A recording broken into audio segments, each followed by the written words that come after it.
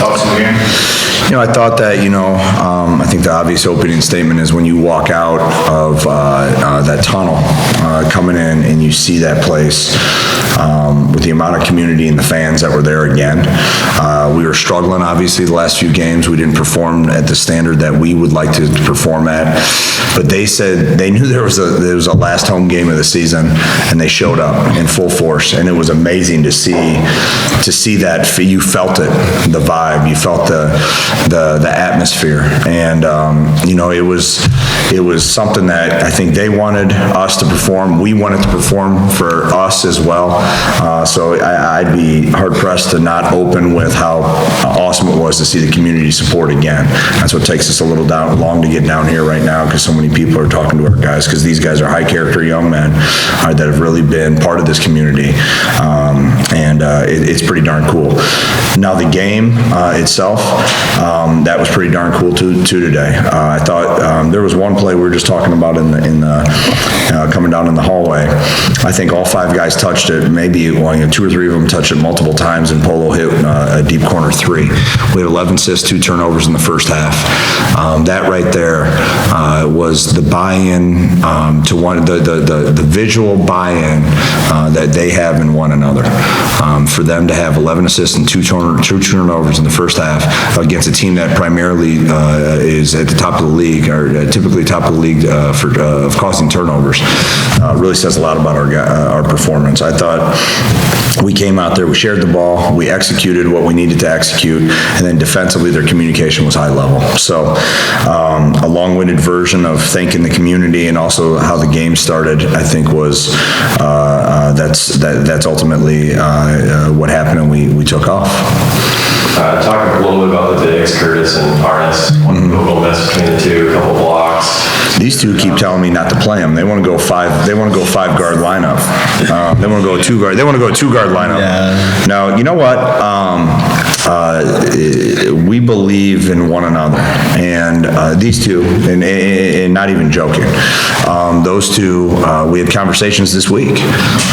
Terrence got beat up a little bit, so he's out right now, and we knew we had guys that needed to step up in that position. I thought Curtis a couple weeks ago really started performing. He always brings it. He always plays hard, does what he needs to do, but he really started clicking even a little bit more from a statistical standpoint a few weeks ago, and then Arnes comes in there, and these guys were, you threw a lob, a backdoor cut to him as well. He goes 3 for 3. He has an assist for a dunk. It was really good to see. I think they had 14 points, maybe 14 rebounds or something like that between the two of them. And they were very efficient. They were 7 for 8. So that's good. First half, you guys trailed by 8. I think it was about around the 15-minute mark. I think when you guys were down 6, you guys took a timeout, and then you guys went on a huge run to end up going up 10. What were the adjustments that you guys were making in the first half especially? I just told the guys, hey, guys, let's score more points, please, right? Is that how it was? I don't know if there was necessarily adjustments. Probably, and I should probably act like there were, so I look like I'm a good coach. But I think it was just getting back in transition, and then we switched it up, zone and man, a little bit on some things, and they did it, and ultimately them just sharing the ball, and then their communication was probably the biggest adjustment. Probably coming out of that timeout had nothing to do with anything that I drew up or anything like that. Marco, after you're dropping 4 straight, how important was this one, especially going into the tournament, just to build some momentum? It was huge. I mean, it's been a hard 2 weeks because we know that we're better than what we're putting out. So the vibe at practice has just been it's been different because we know we way better than what we're putting out. So I feel like today we show everybody what we can do when we clicking. And I feel like today we didn't even play to our best of our abilities, but just a glimpse of our potential. So I feel like it was a good win to go in the tournament. Ray, similar question, just going into the tournament, how important was it to win this one, just to build some momentum? Like you said, to build momentum, but just to see how we are capable of playing and sharing the ball, getting defensive stops, like you said, switching defenses and things like that. So it's just good to build upon it and then get ready for this game Wednesday. Coach, senior day today, for, I believe, you 5 with Connor. Absolutely, 5 with Pisco. 5 people on here today. I know they've all had different paths, and different journeys here, but what have all of them meant to your program? I would say, you start with Cam Williams. Me and Cam have had a long path together, a great path together. There's a lot of similarities that, I experienced as, 40, 41, 42, however old, when I got the job that he experienced when he was 18. So I leaned on him through some really tough times. You look at what he has done for this program, I can honestly say it where he's impacting us as much as these two on a day-to-day. I truly mean that. I truly mean that. Hodge comes in, and I would be remiss if I didn't say, I set it upstairs in the locker room. I just said, how about Hodge? He went in there and changed the game. And then we kind of went on a run. I was like, we got to get him back in. And then we just kept on. The momentum was good, and he understood what was going on, and he just went and set the tone. I thought both halves, as a fifth-year guy, he went in there and he understood, it's like enough was enough. He's impacted our program from a culture, from a workout, a fundamental.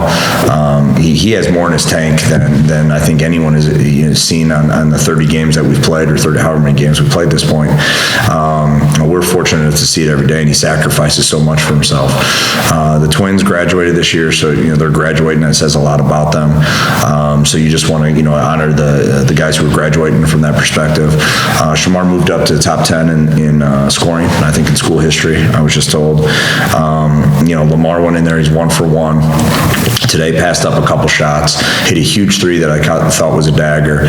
But that young man, they were the first, probably the first 2 guys that they were a year ahead of Ray, so they were the first 2 guys that probably really jumped on board right when I was fortunate enough to get the job.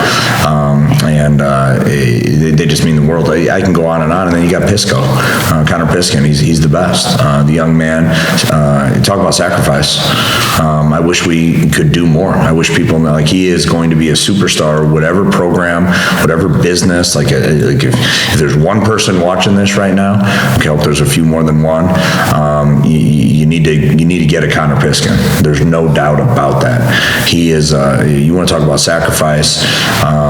That's that young man. He is high level. So you talk about 5 people that are high level. That's what ultimately with high character. As you guys are going out to the tournament, you guys play USI on Wednesday. What's the outlook like for that game as you guys are getting, the grind of the season, win or go home? I just think we need it today because we just want it to feel like we're feeling right now.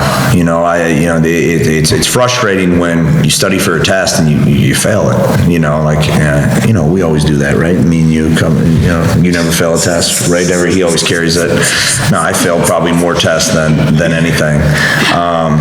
But in all seriousness, when you're studying, you don't, you get a C or a B or whatever. You want more. These guys are studying every single day. They're working every single day, and they just didn't have that feeling. We didn't have that feeling. So today was really nice to kind of, we knew it, we say it, you show video, you talk about it, you challenge each other, you love each other, all that kind of stuff. But at the end of the day, you want to go see what we just did, and you want to feel what we did. So that momentum and that excitement going into Wednesday at 9 o'clock is something that it was the right time for us right now. And we're a big believer in ourselves. We respect Southern Indiana. It's going to be an atmosphere that, it's in their backyard, and we've done it before in their backyard, and they did it in our backyard. So let's go back and let's try it again. And these guys have earned the right to have that opportunity at 9 o'clock on Wednesday. Thanks, guys. We'll see you guys. Thanks.